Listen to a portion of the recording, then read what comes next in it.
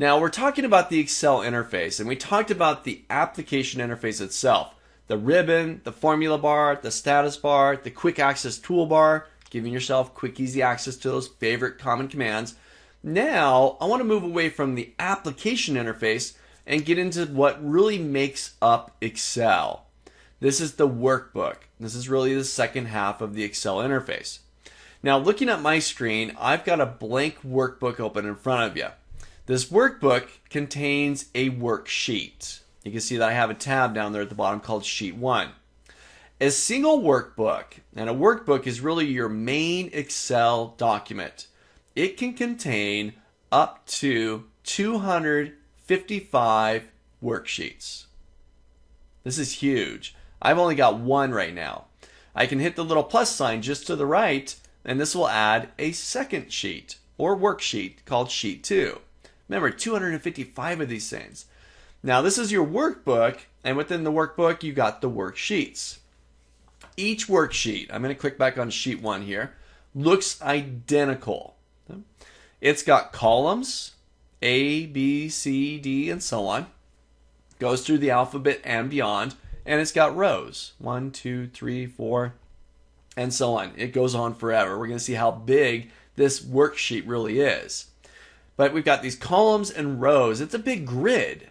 And each cross section, these little rectangles on my screen here, represent what are called cells.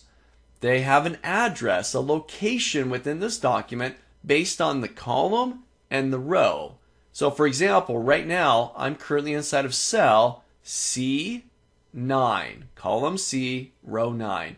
So we have this massive grid of cells, these little rectangles, where you're going to make up your data, you're going to input your data. Now let's see just how big a single, remember this is just one, you can have up to 255 of them inside of this workbook.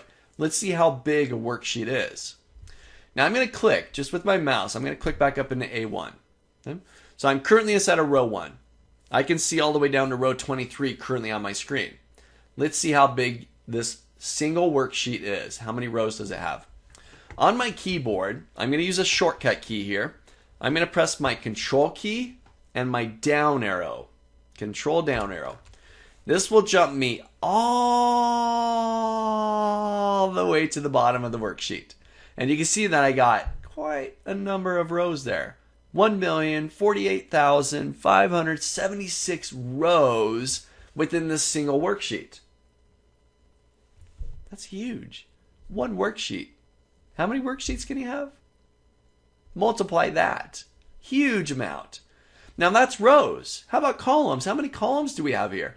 Well, we started in A. It's going to go to Z. We get to the end of the alphabet, and what's it going to do? Well, you know what? It just continues. It loops the alphabet again. So it'll go AA, AB, AC, AD, and so on. I'm going to do another shortcut key here. Control right arrow. And this will take me all the way to the last column there, XFD. Now I can't remember the exact number, but that's several columns in width. That is really making up this Excel worksheet. So I'm in over 1 million rows, several thousand columns, all these little cells, these little rectangles where I can input data. Now if you're ever lost in that sea of columns and rows and data, here's another shortcut key for you. Control and the home key. Right above my arrow keys, I got a home key. I'll press that and it'll take me right back up to cell A1. So this is your Excel workbook.